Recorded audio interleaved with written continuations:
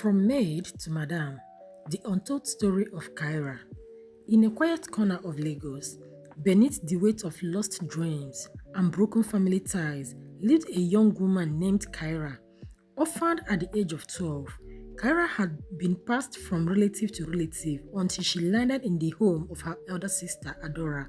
The maid in her sister's house, Kiara, now in her early 20s, had spent nearly a decade living as a maid in her own blood sister's house, not as family, not even as staff, but as a ghost in the walls, invisible, voiceless, and burdened. Adora always mocks Kiara. You should thank me, Kiara. Without me, you would be in the streets. Now go iron my clothes and make sure my husband's lunch is hot this time. While Adora lived in pride and privilege, Kyra bore the weight of silence. She was not paid, she was not appreciated, but what hurt the most was the humiliation. Adora, laughing with her friends, she's my little charity project. Without me, she would be begging on the road. Kyra lowers her head and cries. Kyra was on an errand. She bought a taxi.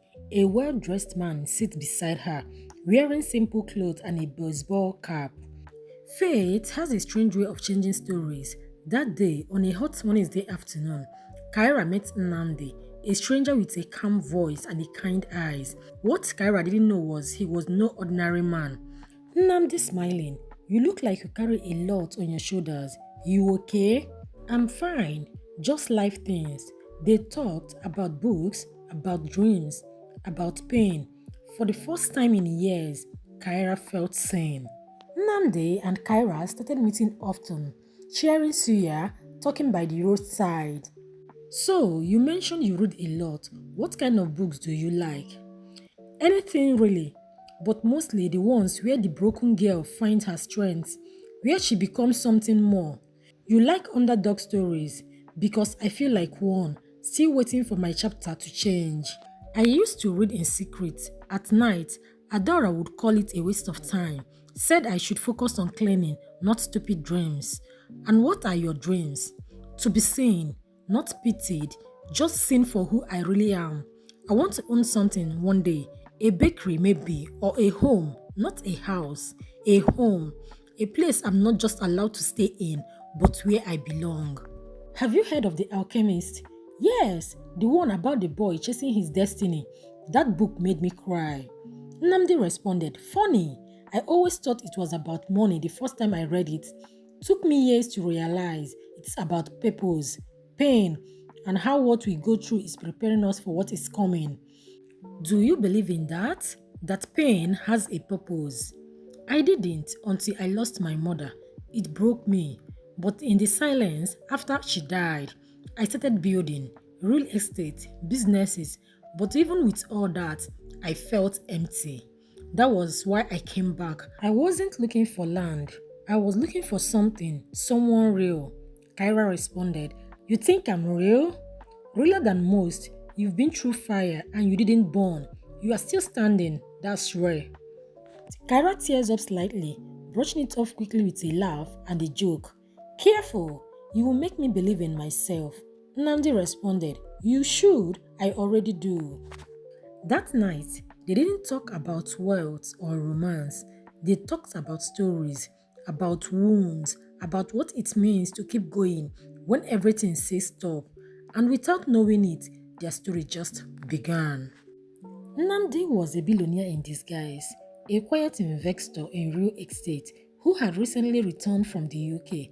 Tired of fake love and pretenders, he came to Nigeria not for business but to find something real.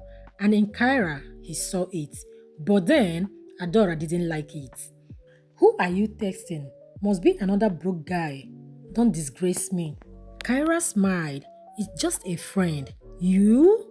A friend? You don't deserve one. Adora became disturbed. Who could be this friend that is making Kyra so happy? Nnamdi and Kyra goes out often, but this time it is in a garden. Nnamdi said, you've taught me what honesty looks like, what strength is. Kyra, will you marry me?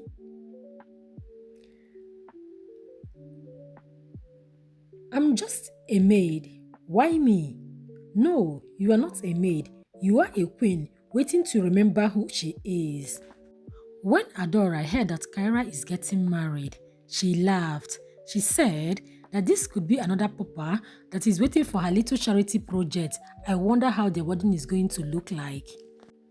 The wedding was small but beautiful. Love doesn't need a crowd. Days later, Kyra returned, not to beg, not to boast, but to forgive. Adora was in disbelief. Kyra said, I just came to say thank you for everything, for the pain, because without it, I would never have found my words.